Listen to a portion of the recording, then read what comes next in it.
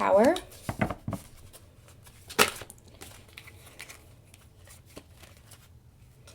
Sovereignty. I'm going to take that as well because it goes hand in hand, but we're going to talk about the divine feminine. Actually, I feel like this is divine feminine energy. I'm going to put this in the middle because I feel like that's both of you.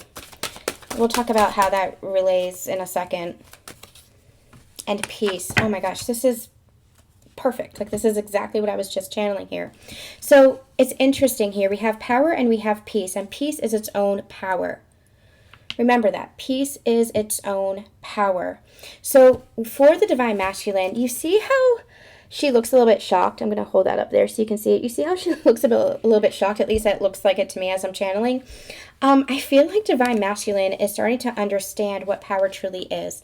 It's not the patriarchal energy of corrupt power as we've known it. It is not forceful. It is not demeaning. It is not, just, for lack of a better word, corrupt. You guys know what I'm talking about when I'm talking about, the toxic masculine energy and the patriarchy and what that has really created as far as the imbalance within ourselves, not just with other people, but within ourselves as well. And what that means, how that really suppressed our true power. Power is peace. I think I just said that. Power is peace. Power is expression. Power is you taking responsibility for yourself, awareness of yourself, accountability for yourself. Power is your ability to create by making choices in your highest self, in your best interest. From your higher self, really integrating that energy from the place of love, from the heart space and not the ego, from abundance versus lack, from limitlessness versus limiting energies. Power is your own sovereignty. Power is your own authority. Power is self-empowerment as a whole. And so I feel like the divine masculines are really beginning to understand where they had given their power away and how they can take their power back. Power is not taken back by force. Power is not taken back by active energy. Power is taken back by how you heal, by how you create new patterns, by how you engage differently in the energy of love. And love isn't just, the energy of, how do I say this? Love isn't just one thing. Love is love for yourself. Love is love for others. Love is how you be of service to others. Love is how you give. Love is also how you receive. Love is how you behave. Love is the habits that you engage in. Love is how you nurture yourself. Love is how you put in the effort for others and consider others. All of that is love. Love is respect. I mean, I could go on and on and on. Spirit, please stop me. I could go on and on.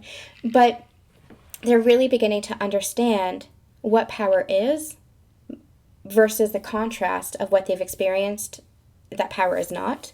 And they're beginning to understand how to claim that power for themselves, how to take that power back for themselves. And again, it's not taking power back in like a forceful way. It's just taking power back in a this is how I want to shift my life. This is how I want to change myself. This is who I want to be. That's their power. That's what they're beginning to recognize. This is who I want to be, the best version of myself, in my integrity, in my peace, in my love for others, in my love for myself, taking care of myself so that I can be of service to others. That's where they're beginning to understand their power truly lies. Divine Masculine is an amazing energy. It is conscious. It is consistent. It is just beautifully authoritative as a leader.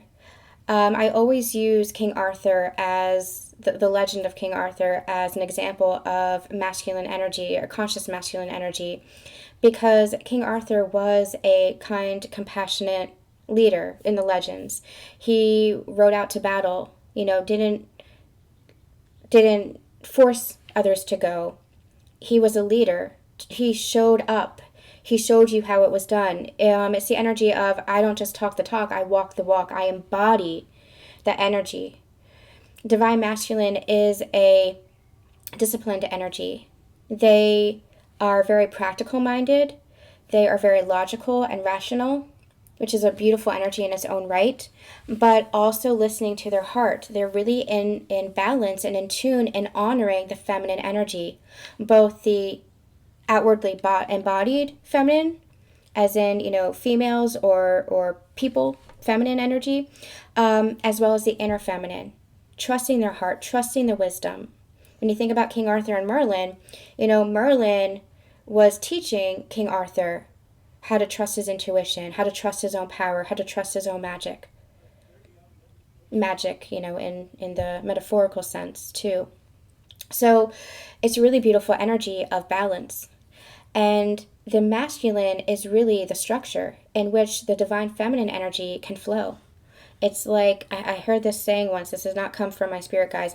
Well, obviously it did from some way, but I heard this, that the masculine is like the banks of a river, and the feminine is the water itself.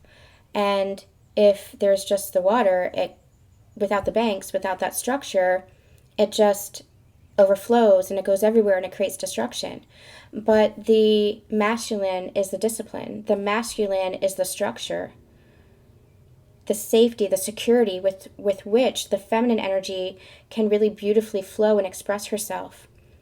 And you have both of those energies within, and the divine masculine is truly beginning to understand that, see that, have clarity around that, and embrace and embody that.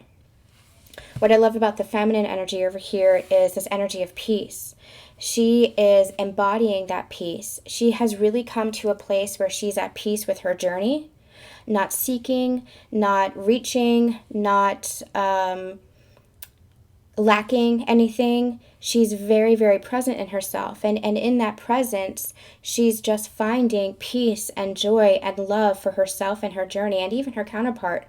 Recognizing that unconditional love for her counterpart, but while also being accepting of where they are on the journey, especially when it comes to the physical manifestation of that, the physical form of that. So she is just in this energy of peace.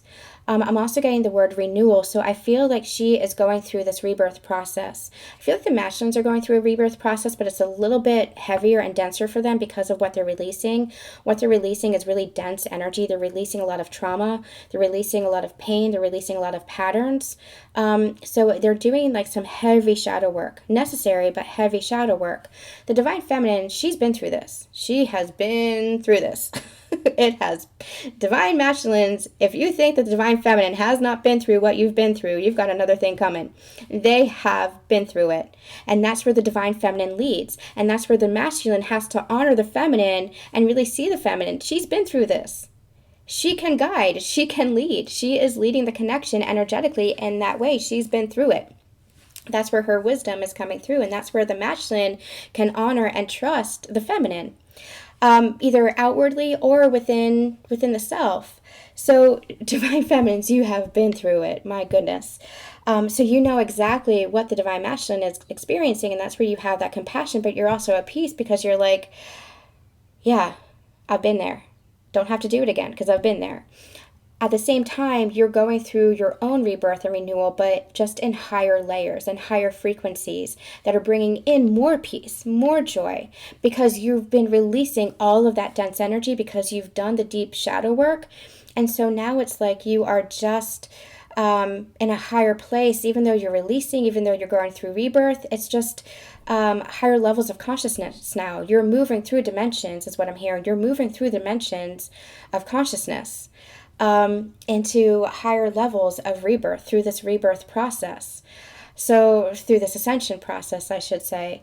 So it's just more and more peace and love and joy coming in. And that's the path that you need to walk now, because you've been through the triggered ascension process. Now it's time to go through the higher heart ascension process, as I like to call it. So, divine feminines, allow yourself to embrace the joy of this journey. It's almost like what I'm hearing is like the hard part is over. Doesn't mean you're not going to experience challenges. It doesn't mean you're not going to experience obstacles. But you know how to alchemize that now. You know how to transcend that. You know how to transmute those energies. You know how to be in your own self-mastery. I love that the sovereignty card came out because I feel like this is the energy between you guys. Not just like between you as far as connection, but this is the shared energy. You see how we have peace? You see how we have power? And you know how I said that peace is your power? That's the sovereign energy. You guys are both mirroring each other at a little bit of a different place on your journey, but exactly where you need to be. Exactly where you need to be. And trust that and honor that. Even if it feels a little bit uncomfortable right now, this is all part of the journey. This is all part of you recognizing your sovereignty as a soul. This is all of you breaking free from everything that you thought you were, everything you thought that you needed to be, every expectation, every dependency. This is you just reclaiming yourself in that peace, in that power. So this is really a unifying energy that's coming through here. I love it.